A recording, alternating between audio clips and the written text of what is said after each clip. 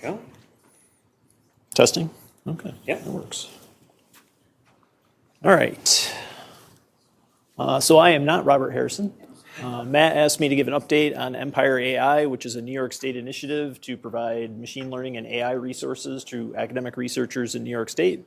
Robert is the executive director of Empire AI, so I borrowed his slide so I could actually give you guys an accurate overview of what's going on with Empire AI.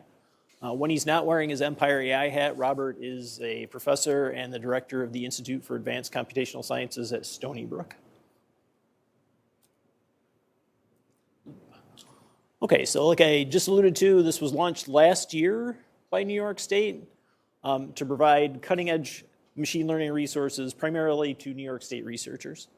One of the goals was to basically locate this here at the University at Buffalo for reasons that I'll get into here shortly, although you can probably imagine that it's the cost of electricity, which is largely the driver of where to locate such a power-hungry resource. So that downstate is not really an attractive option given the cost of electricity down there, so it's either Western New York or in the North Country somewhere. And the best infrastructure probably arguably exists right here in Western New York, so it's going to be at UB. The initial consortium members were CUNY, SUNY, Columbia, Cornell, NYU, and RPI. The Flatiron Institute is a private foundation. They're part of the Simons Consortium or the Simons Foundation. It's their research arm. So they're also providing a lot of the resources.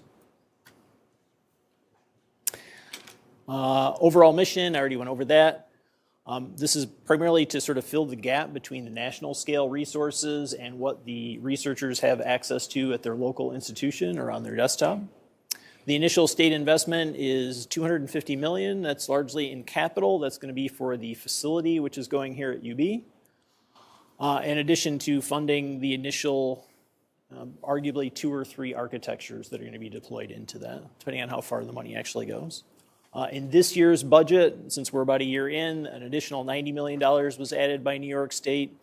This is going to give SUNY another seat at the table. Since SUNY has multiple large campuses in New York State, arguably we were kind of disproportionately represented initially. At least that's my argument. I'm not sure that's the official argument. It also added some schools that were left out of the initial list. So Mount Sinai, the University of Rochester, and RIT. One of the requirements for this also is that the academic institutions also have to pony in to the sum. So each one is expected to provide $25 million, primarily to support the operations themselves. So that raises the total investment. Last year, the total investment was $400 million. Now it's up to $565. This is just the board. Each institution has a member on the board, basically. And here's the timeline. So launched last year. The idea, one of the objectives was to get something up and running before the building was actually completed. They haven't technically broken ground on the building yet.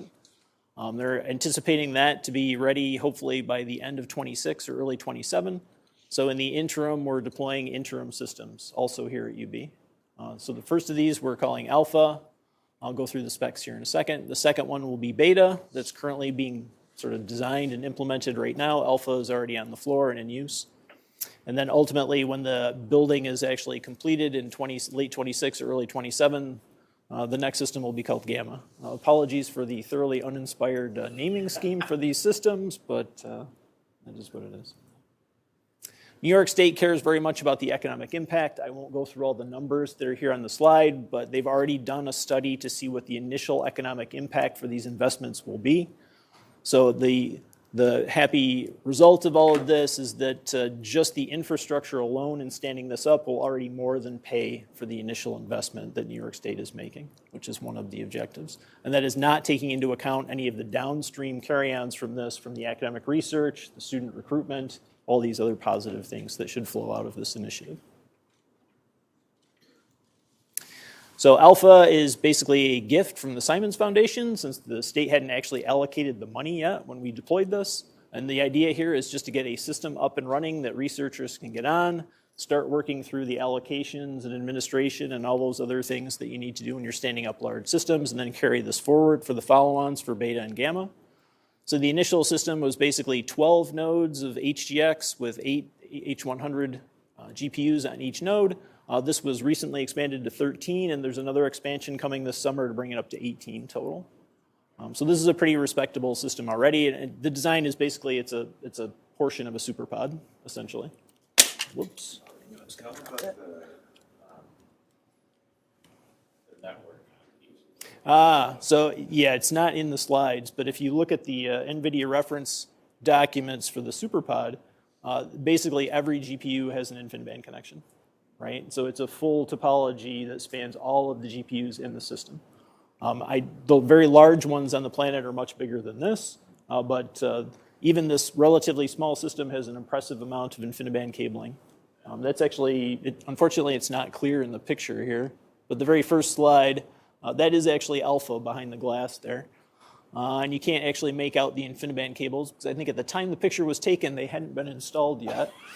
So all the InfiniBand cables are actually coupled in the front here. So there's quite a nested mass of InfiniBand cables that run up and down all of those racks now. Yeah, you basically can't see the fronts of the machines anymore for all the cabling that's in front of them. Okay, so that's alpha. Beta, I'll skip over the research highlights. Beta is going to be 4 racks of NVL72. If you're tracking these things from NVIDIA, NVL72 is the next GPU architecture. It's Blackwell. So each one of the nodes in this, each rack of these will have a Grace CPU and 2 Blackwell GPUs. So it's a GB200 system in NVIDIA's nomenclature. And the NVL72 is going to have NVLink throughout the rack. So take that 8-way GPU system for the HGX and now blow it up to rack scale. And a very impressive amount of copper cabling to enable all of that between all of the GPUs. So each one of the racks actually weighs about 3,000 pounds, an impressive amount of which will be copper for all the cabling that exists between these. And it requires liquid cooling. It's about 130 kilowatts per rack.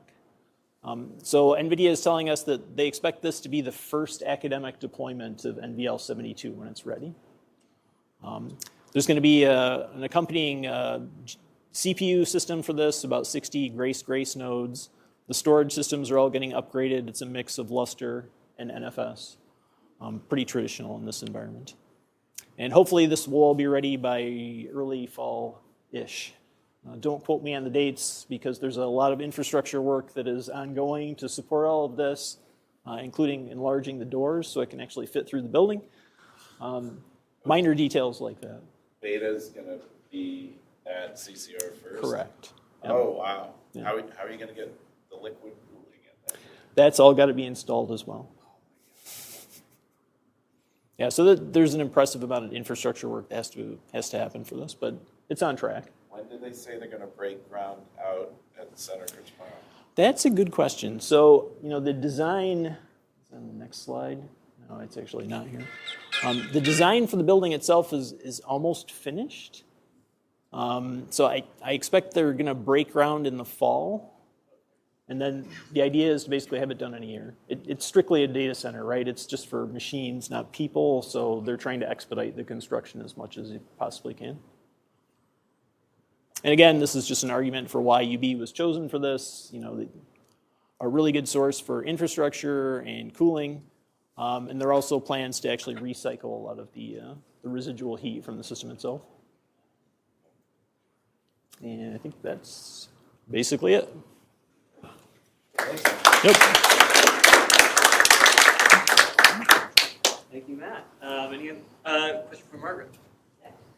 Thanks, Matt. I actually was going to ask what the other Matt asked about. So Beta's going at CCR as well. And so can you just say just a few words about what CCR is? Yeah, so CCR is the Center for Computational Research here at UB. It's basically our research computing group. I happen to be the director. So I'm kind of Robert's equivalent here at UB.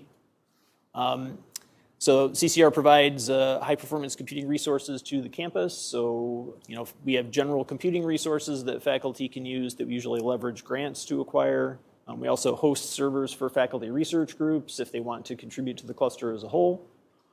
So right now we have just about 1,000 or so servers in total, almost all of which we have to move before this fall to make room for beta, just as a side note. So that's what my summer is going to consist of, more or less. So we've So as part of the infrastructure improvements for alpha and beta, we're going to inherit those down the line, right? So UB is also investing very heavily in all this infrastructure to support the Empire AI initiative. Part of my other question, so the regular resources will be running while beta is being deployed, or? Yes. So we're hoping to do the move seamlessly so the researchers don't even notice that it's happening. Not entirely sure that that's going to come as planned, but we'll minimize the downtime to the maximum extent possible. Here? Just a comment to congratulate you on the energy reuse. Getting the PUE below 1 is the new frontier. Yeah. Energy reuse is the only way to get there. Yeah. So. Yeah. So the new facility should help greatly with that, right? Especially starting out with a new design. So just for reference, our existing facility, the PUE is pretty good for a room of its type, but it's still like 1.5, right? It's not that good. Our blue jeans were 1.05. Yeah. But with energy reuse, you could actually get below 1. Right? It's amazing. Good luck. All right, well, let's thank Matt one more time.